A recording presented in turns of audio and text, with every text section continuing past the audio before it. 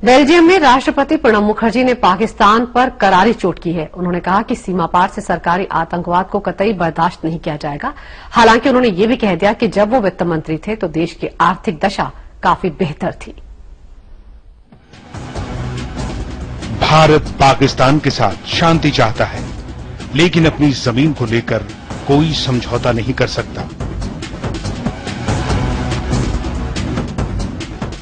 राष्ट्रपति प्रणब मुखर्जी ने कहा है कि सीमा पार से सरकार प्रायोजित आतंकवाद को कतई स्वीकार नहीं किया जाएगा। 4 दिन की यात्रा पर बेल्जियम पहुंचे प्रणब मुखर्जी ने यूरो न्यूज को दिए एक साक्षात्कार में पाकिस्तान के उस तर्क को खारिज कर दिया जिसमें पाकिस्तान ने भारत में आतंकवाद संबंधी गतिविधियों के पीछे राष्ट्र विरोधी तत्वों की बात यानी नॉन स्टेट एक्टर्स की बात कही थी। प्रणब मुखर्जी ने कहा कि राष्ट्र विरोधी तत्व जन्नत से नहीं आते बल्कि पड़ोसी देश के नियंत्रण वाले भूभाग यानी पाकिस्तान से आते हैं। पाकिस्तान को लेकर दिए गए राष्ट्रपति के बयान की कई राजनीतिक दलों ने प्रशंसा की है। He was quite active politician till the last minute when he became the president.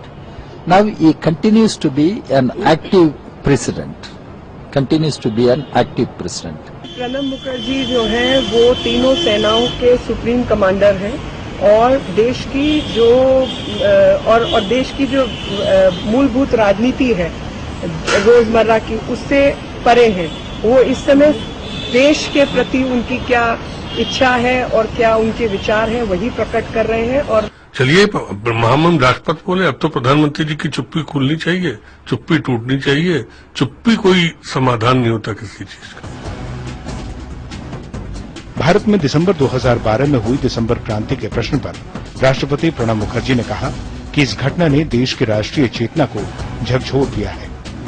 Pranab Mukherjee ने महिलाओं के खिलाफ हो रहे अपराध के लिए नैतिक मानदंडों की समीक्षा करने की बात कही। इस मसले पर उन्होंने मीडिया की भूमिका की भी सराहना की। उन्होंने महिलाओं के मुद्दों के बारे में लोगों को, खासकर पुरुषों को जागरूक करने की बात कही।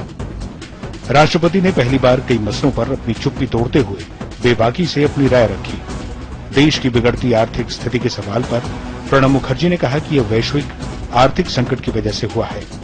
उन्होंने वित्त मंत्री के तौर पर अपने कार्यकाल में किए गए आर्थिक उपायों को सही ठहराया और कहा कि उनके कार्यकाल में देश की अर्थव्यवस्था ने ऊंची वृद्धि दर्ज की थी। राष्ट्रपति ने कहा कि हम विकसित देशों का मॉडल नहीं अपना सकते क्योंकि हमें 1.2 अरब से अधिक लोगों को भोजन उपलब्ध कराना होता है।